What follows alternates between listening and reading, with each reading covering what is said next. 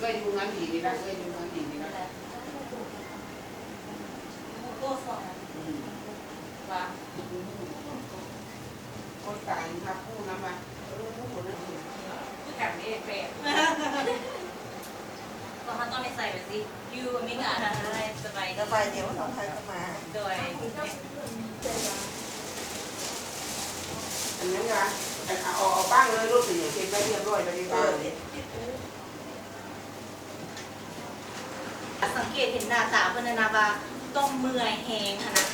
แล้วก็เลยมือต่อมา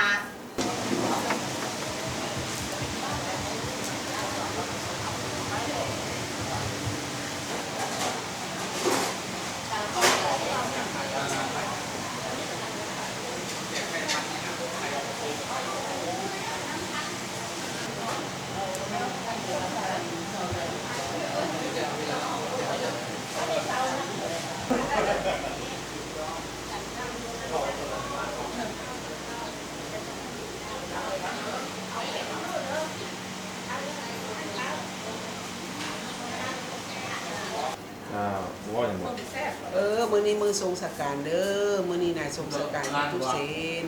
ไปบ้านมือนี้น่ะงานศพให้เราเลี้ยวจุกมือนี้ละทรงสการแล้วกันมาเลิกมุคุณประตูจงไปสู่สุคติเถิดพอจะได้มาห่วงมาใหญ่ทำโลกสงสารอีกก็ไปเลยอาสาธุสาธุสาธุเอาแต่เป็นมากันสุมาสู่ขอสมบัติสุมาผ่านมาลูกหลานห่างได้ไปมาบอกคองได้ยื้อยองชมหัวได้ตอบถอยเจียมความได้สลางฟังพาดไปบทสร้างงามบ่งามได้แสดงกิริยาท่าทีอันบดีบ่งามตัวพอตู้สาธุกราบผู้ละเทือแล้วกราบผู้ละเทือก็ได้หมดเชื่อก็ปากหมดก็ไม่ก็ไม่ชื่อแซ่บเลยเปล่า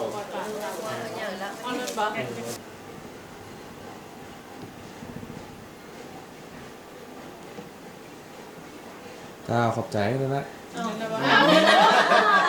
อย่าใจเลยเชื่อพอถึงตอนคนเงานอนเลย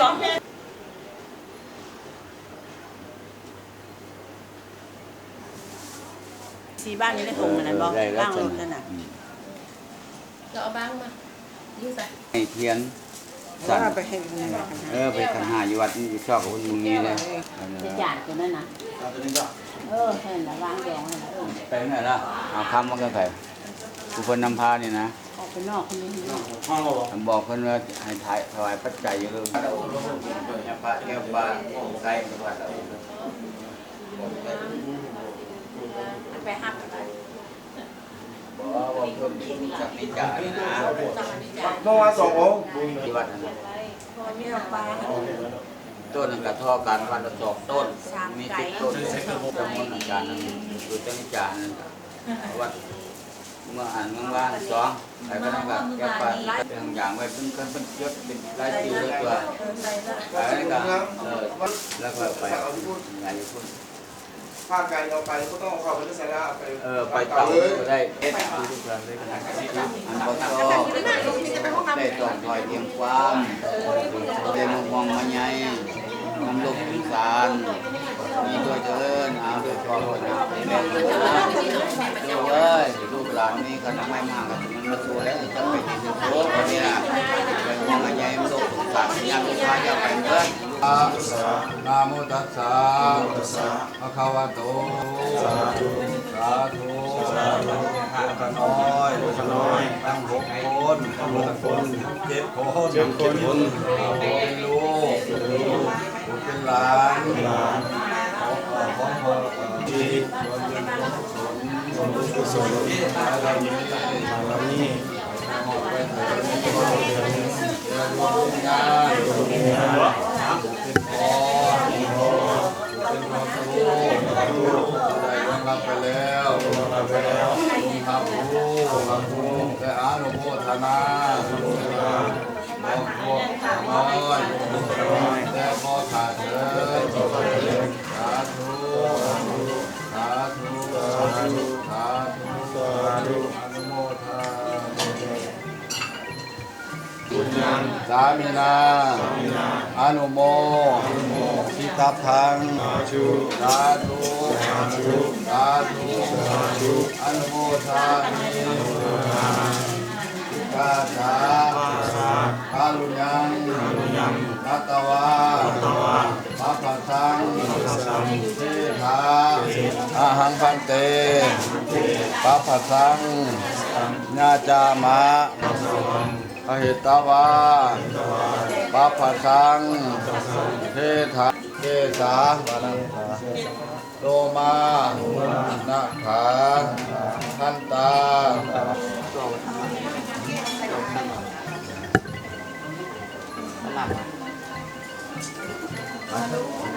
ผู้พาได้ยังเป็นผู้พาจั่วเป็นอยู่ด้วยนี่ก็มุกเป็น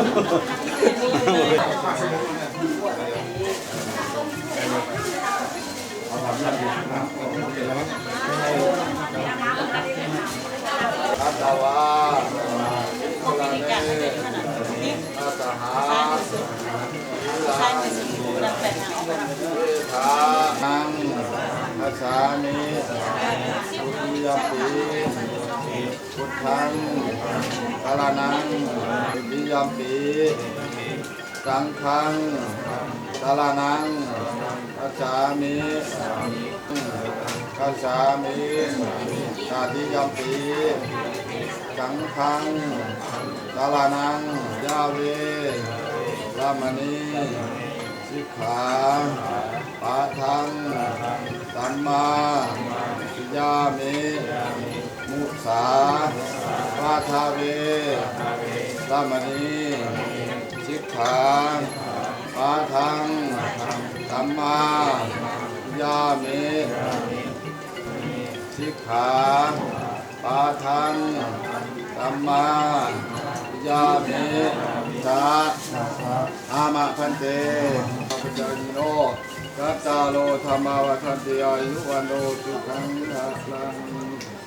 โย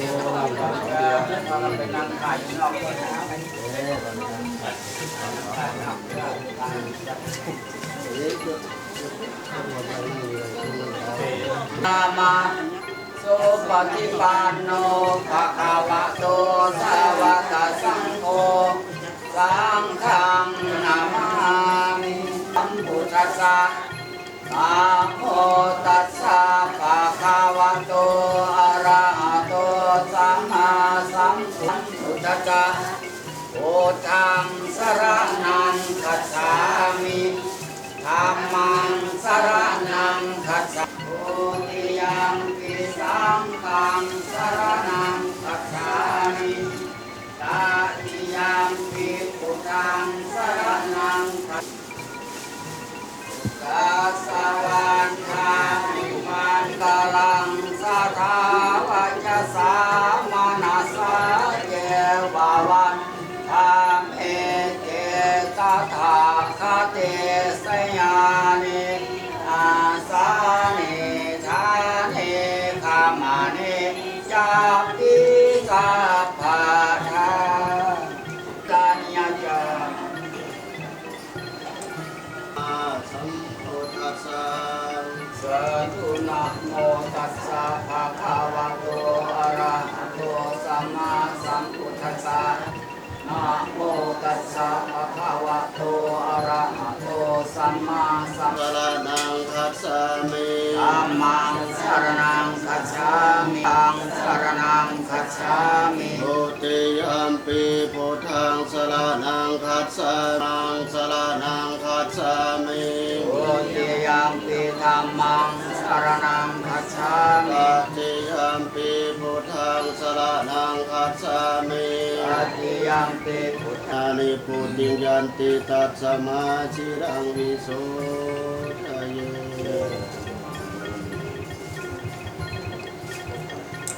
สาธุกัจจานะโมตัสสะภะ ตัสสะภะคะวะโตอะระหะโตสัมมาสัมพุทธัสสะธัมมังกุศลธัมมังปยาธัมมังวิภักขธัมมังวิภักขธัมมังอนุปาทินุปาทานิยธัมมังอนุปาทินานุปาทานิยมังสังคิเรนะสังคิเรสิกาธัมมังสังฆธัมมังเปติสังฆธัมมังสุขาสังฆธัมมังภาวนายปหาตปะธัมมังเนมาเนวัตสะเนนะภาวนายปหาตปะเหตุกาตาปัจจยกามิโนธัมมังเสกาธัมมังเสกาธัมมังเนวเสกานาวเสกาธัมมิตาลมนาธัมมังมหตตารมนาธาอภิยตาธัมมังมตารมนาธัมมังมะคะเหตุกาธัมมังมะคาธิปติโนธัมมังอนาคตารมนาธัมมังปัจจุบันนารมนาธัมมังอสัตตาธัมมังปหิตาธัมมังอสัตตาปหิตาธัมมังอสัตตารมนาธัมมังปหิตารมนาธัมมังอสัตตาปหิตารมนาธัมมังสาธิทัสสะสัมปติกาตังนิตังจารานิสิโนสยโนยาวัตสาวิกตังอินโทเอตังกติกาติทายะอุมามิตังวิหารังอิธัมวะรุติกินจานุปะกัมมัสสิลาวัตสะเดติจาวัตสังขาราโอปัตตวายธรรมิโนโอปัสสิตวายธรรมิโนโอปัสสิตวานิโรสันติเอสังอุปสัมมิโนโอปัสสิตวานิโรสันติเตสังอุปสัมโมสุโขสังเอธรรมลันติจามาริสุจามาริสาเรทังเอวะมาริสามินาริเมตัสสะสัยโย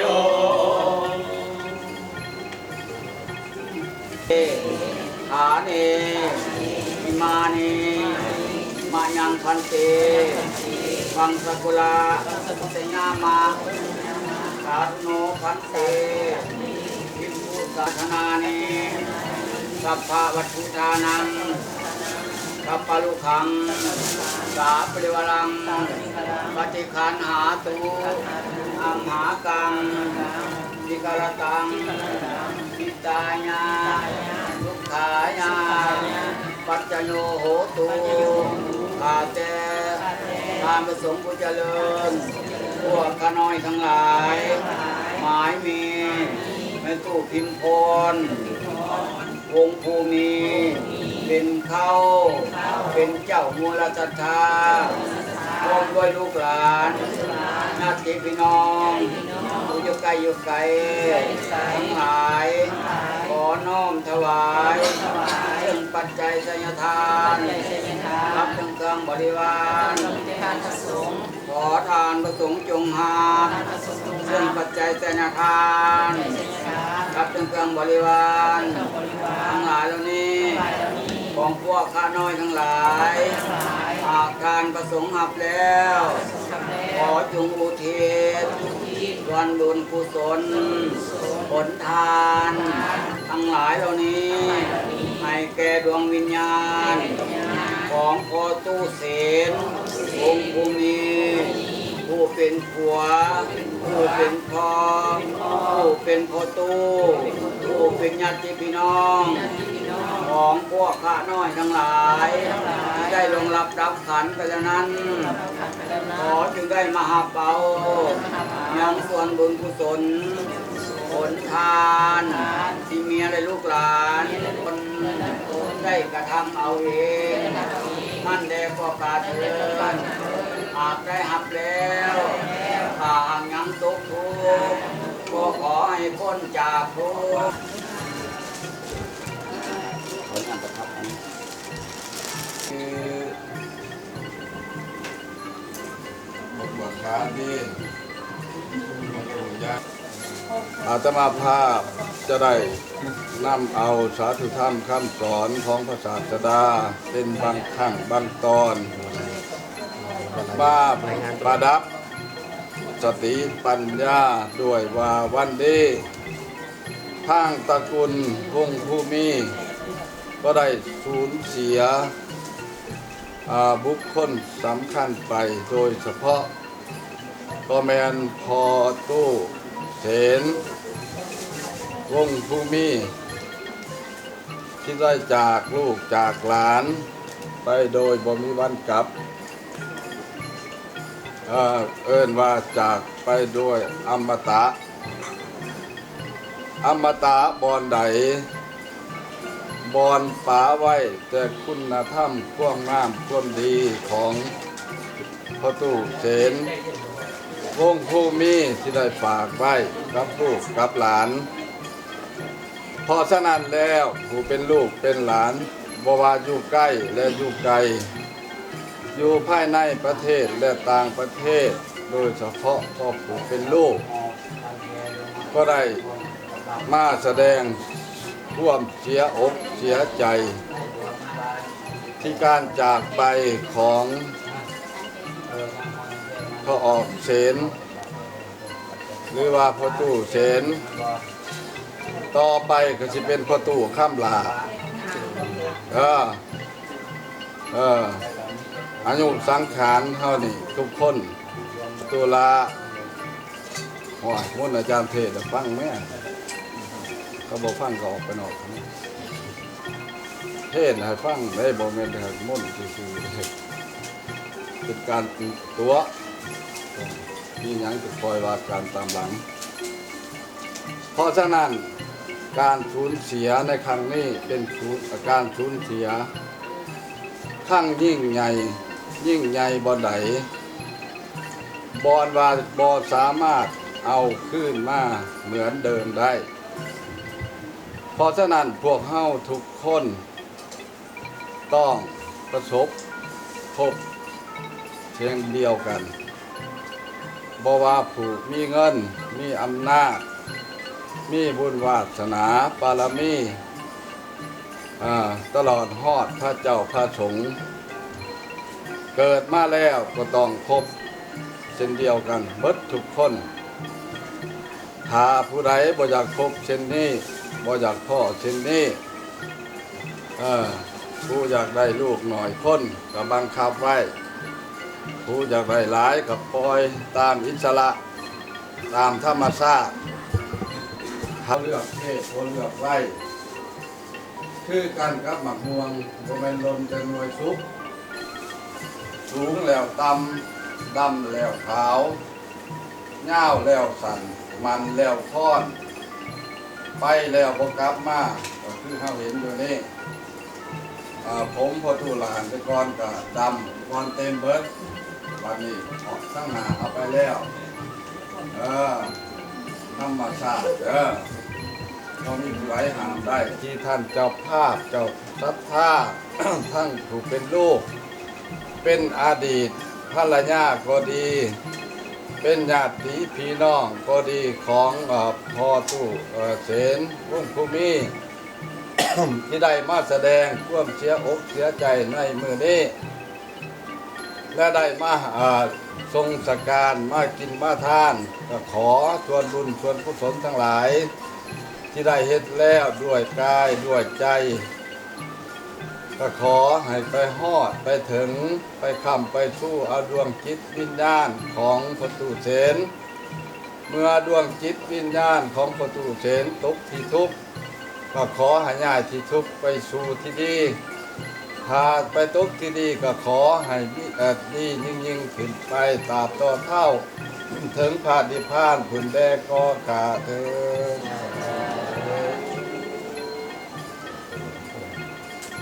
ธัมเมตุกัมมังปัสสะจังมัญญังธัมโมปฏิฆานาตุอ อาจายันตังกาลันตะเลสังวาลิทุงวาธัมเมอาเยนวจายาวเจตัสสวะสังเคปุกมังปะกะตังมะยะยังสังโฆปฏิภาณาตุอาจายันตังกาลันตะเลสังวาลิทุงวาสังเคติโยวิวัสสันตุสัพพะโรโควินาศสันตุมาเตภวันวันตรายโยสุขิติกายุโกภวะอภิวาทนาสิ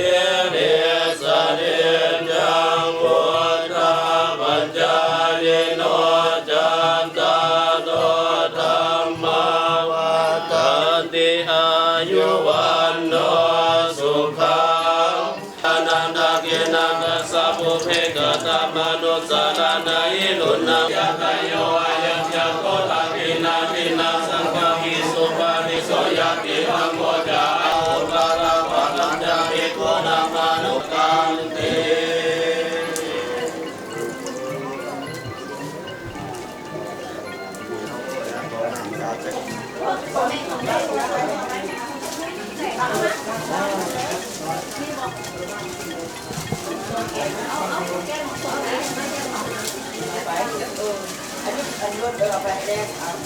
อันถ้าใส่นี่เด้ แล้วแค่ของผมไม่ได้ใส่แล้ว เดี๋ยวเขาจัดไป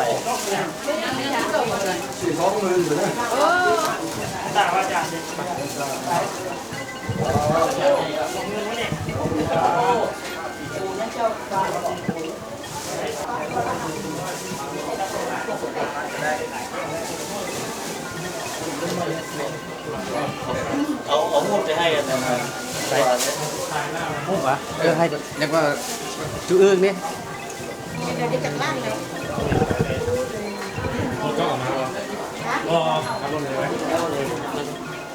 รถคันไหนวัดหลังเอาหนึ่งนะจ๊ะโอ้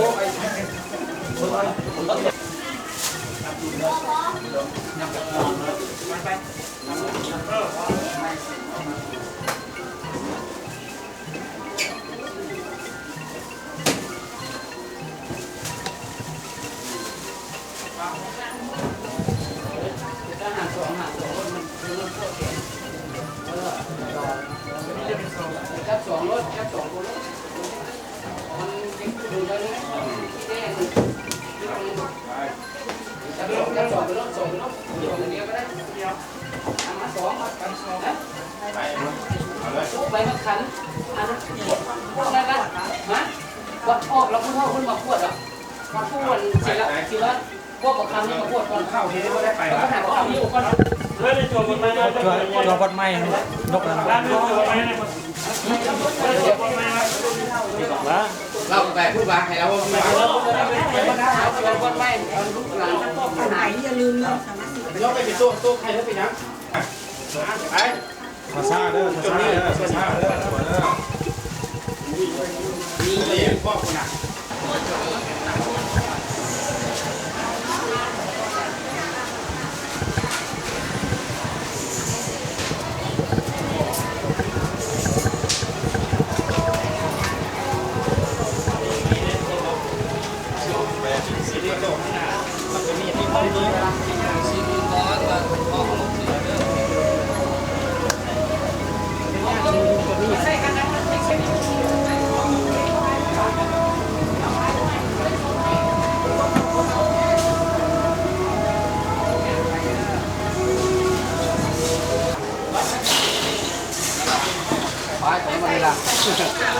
แจกกันไง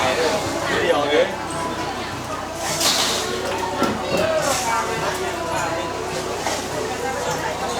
แก้ก่อนแก้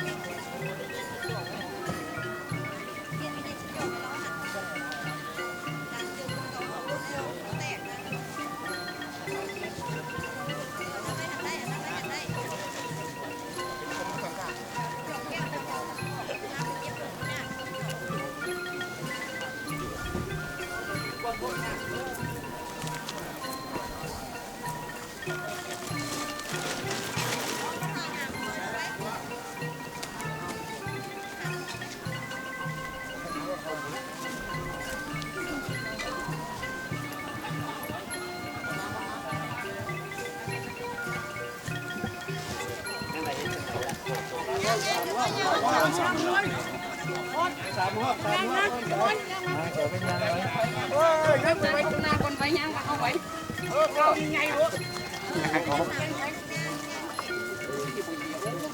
ไปหลายลูกตาซ่าว่ายิ้มท่านแหละยิ้มก่อนถ้ามาใกล้ยังได้รอบนึงแล้วแง่ไม่รู้แง่มาอย่าไว้หลายคนนี้กันละไปรถแง่รถ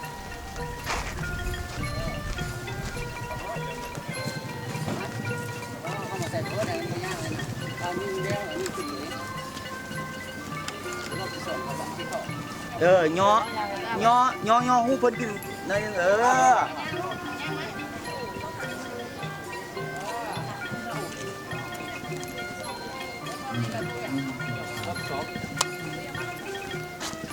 ต่บนเมื่อยมันห้อน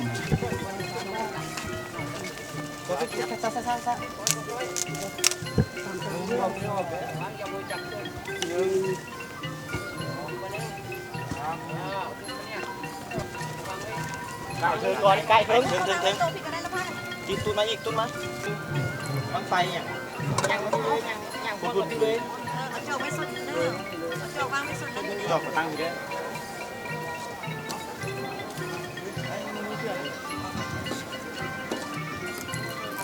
ยังเข้าไปเลยได้ยังเข้ามาเลยครับตั้งอย่างนี้เลยตั้งยังเขาไปเลยเด้อตัวร่างก็ตัวกระลาเลยตัวข้าวบ้านนี่กับข้าวนี่เขาจะเจาะมันนั่งสบายมดตั้งแต่เป็นไหนแล้วมันนักมดตั้งแต่เป็นไหนหัวที่นี่หัวตัวนี้ตัวใหม่ก็คูณไปสิตัวน้อยมดเลย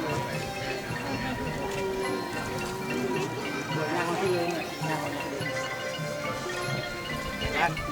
หมดเลยปะหมดเลยไปทางที่ต้นปะว่าระยะไปข้างหน้าเลยไปข้างหน้าเลยไปสู้กันจริงสู้กันจริงสั้นๆเลย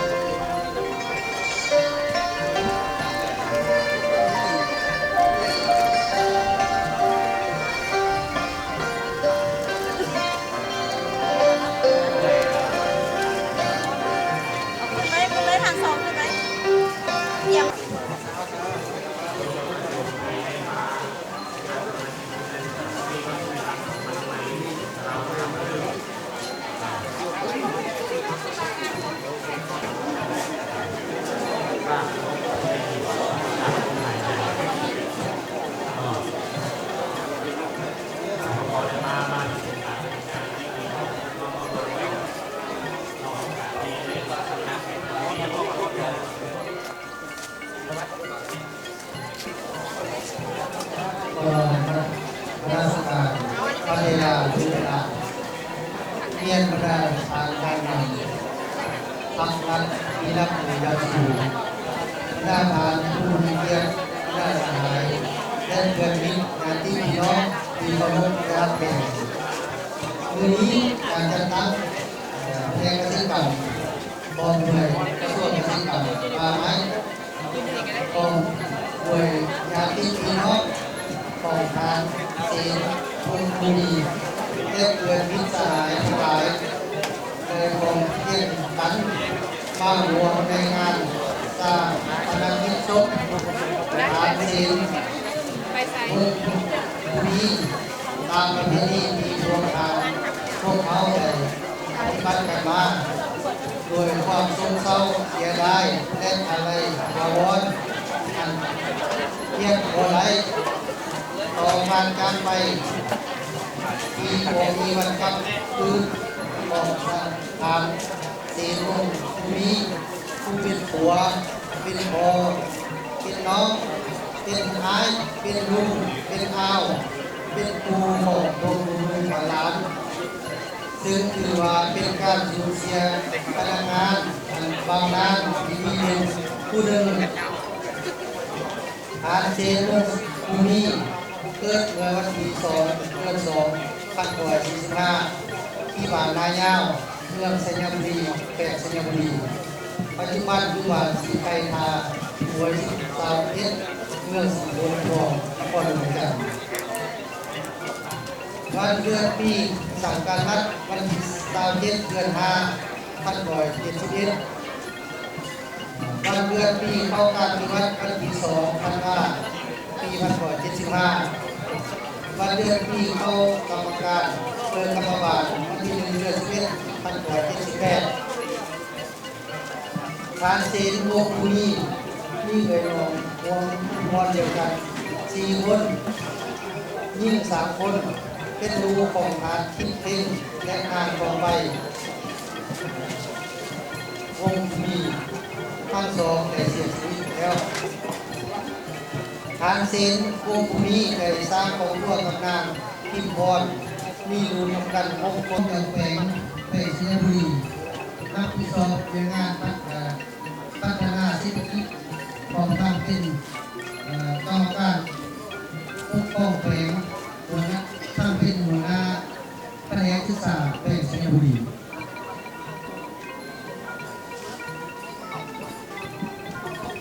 1978เฮ็ดเวียกอยู่สภาประชาชนแขวงชัยบุรีมันเป็นสมาชิกสภาประชาชนแขวงทุกที่หนึ่งรับผิดชอบคณะกฎหมายสร้างสรรค์กรรมบาลตุลาการศาลประชาชนแขวงชัยบุรีตั้งไว้เฮ็ดกิจแปด5,184เฮ็ดวิกอยู่แผนกกสิกรรมแขวงชัยบุรีเป็นหัวหน้าแผนกเป็นห้องหัวหน้าแผนกสีดำเรียกงานผู้ฝังเด่นสัตว์คุณจักร1984 1985แต่ยุ่งงานมาอยู่ในกสิกรรมป่าไม้แขวงชัยบุรีมาเป็นผู้จัดการแผนกกสิกรรมและทำเป็นงานมาอยู่ในกสิกรรมป่าไม้นครหลวงจันทร์ตั้งเป็นห้องหัวหน้าแผนกผู้สีดำเรียกงานผู้ฝัง1986 1991เป็นห้องหัวหน้าเป็นหัวหน้าศูนย์ฝึกอบรมเรื่องหลายทำเป็นผู้สื่อประสานงานโครงการตามวิธีเรื่องงานทุนและการผู้เข้าผู้ออกปี1997ปี 2003 เป็นห้องผู้อำนวยการโครงการคุ้มครองนามชลประทานและส่งเสริมกสิกรรม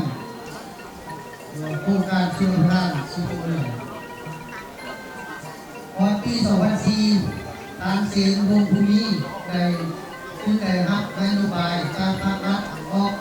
พักการเรียนงานตามนโยบายของภาครัฐกล่าวออกในส่วนระยะที่ยังมีชีวิตทางเสียงวงภูมิได้ทุ่มเทเงินแห่งสติปัญญาประกอบเข้าในการปกป้องรักษาและสร้างสาพัฒนาประเทศชาติในเรียกงานที่การจัดตั้งมอบหมายให้อย่างต่างหน้าออกทำเป็นแบบอย่างที่ดีให้แก่พนักงานตลอดมามีวันคุณงามความดีและผลงานที่เด่นดังกล่าวทางเสียงวงภูมิซึ่งได้รับนโยบายในการหนุนย่อตั้งต่างๆจากภาครัฐและการจัดตั้งการเพิ่มมีอย่างนี้เรียนใส่แรงงานสันสองจำนวน1 หน่วยเรียนกล้าแรงงานจำนวน3 หน่วยเรียนกล้าผู้ขอ5 ปี1 หน่วยใบหนุนย่อจากรัฐบาล4 ใบใบหนุนย่อจากการกระทรวง1 ใบใบหนุนย่อการแขวง4 ใบใบหนุนย่อการแผนก3 ใบใบหนุนย่อสามัญกรรมการ1 ใบโดยเจ็ดเป็นมา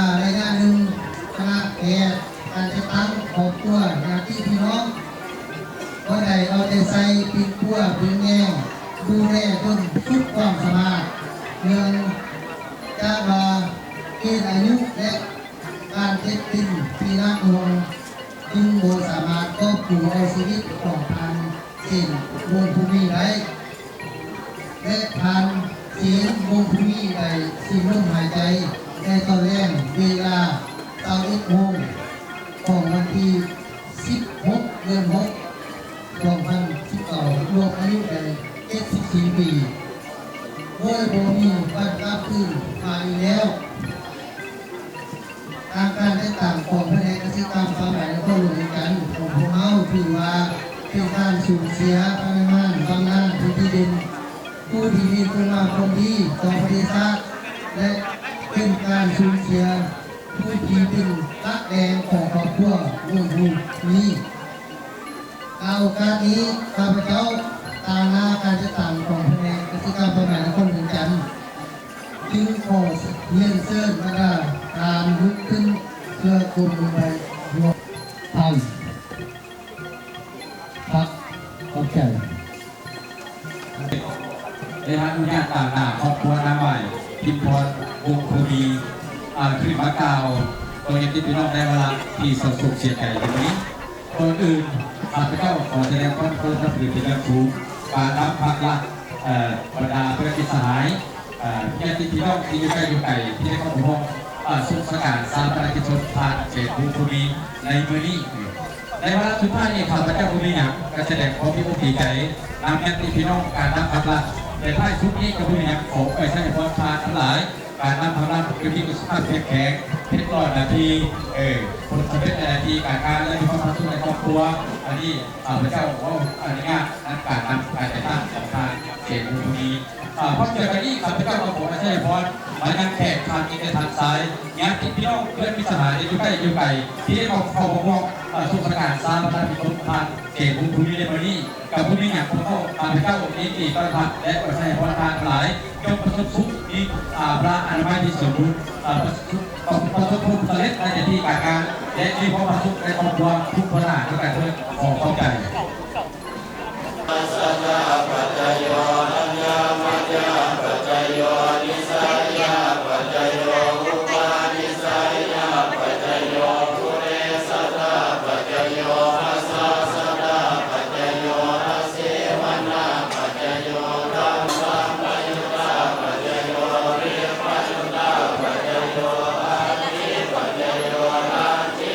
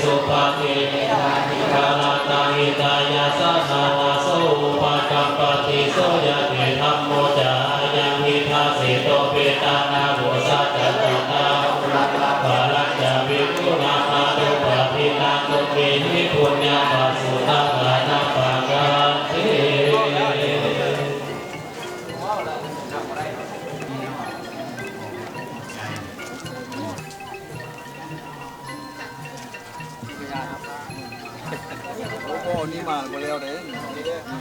พี่นะ ว่าสิใคร ว่าได้ใครได้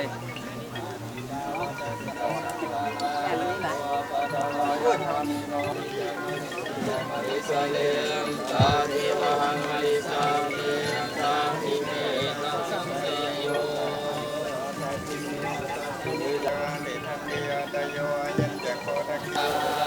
ลันตาภิโมนามานุปาตินังจุกินิปุญญาปัสสุตังอนังปัจจันติ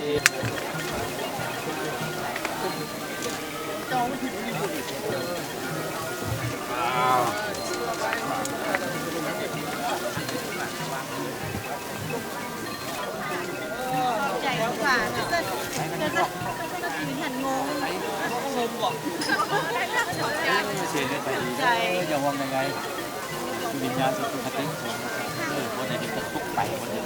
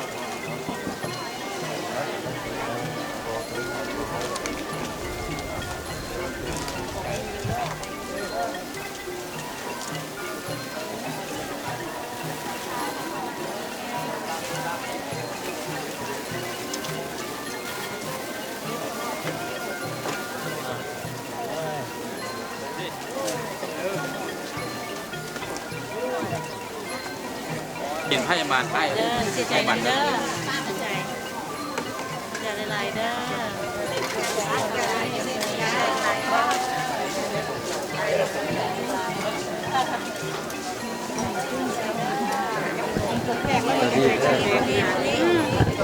แม่เอาพื้นซ้ำตรงเข้า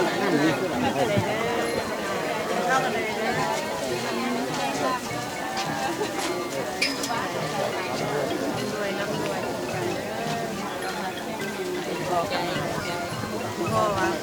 ถ้าเราดูใจต้อง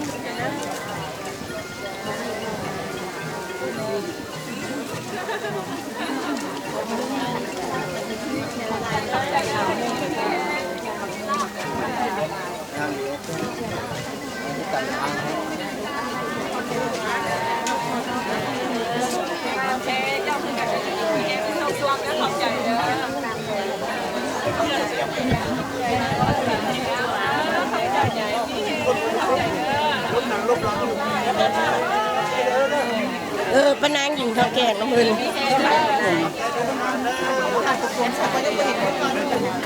บ้านจอดมีจอด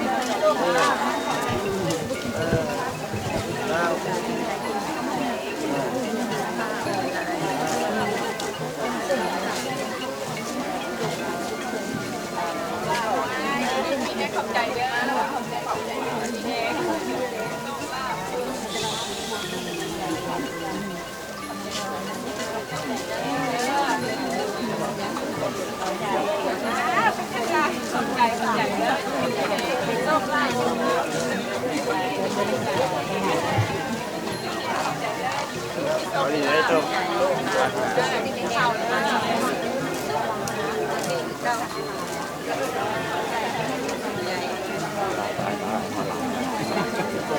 ไว้มีโคตรคนเรื่องต้องไม่ให้กินเป็นล้างมือเดี๋ยวได้ล้างมือแล้ว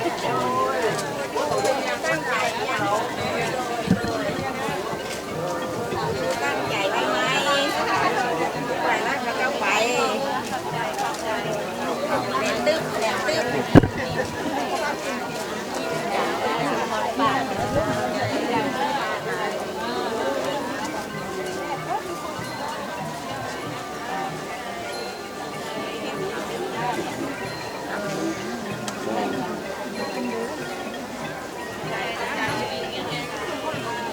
หลานเขาไม่เก่ง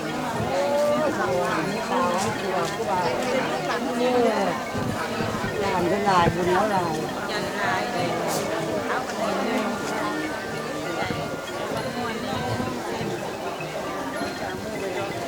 ค่อยก่อนก็ได้เด้อ1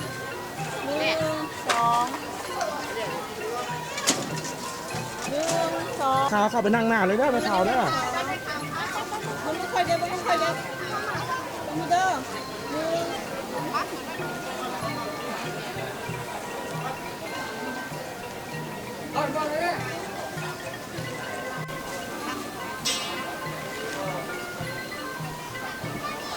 เลยได้ไหมข้าววันนี้นะ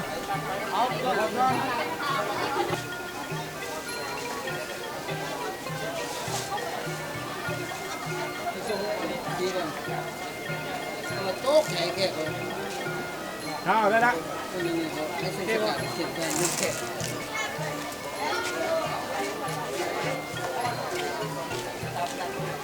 ข้าวได้แล้ว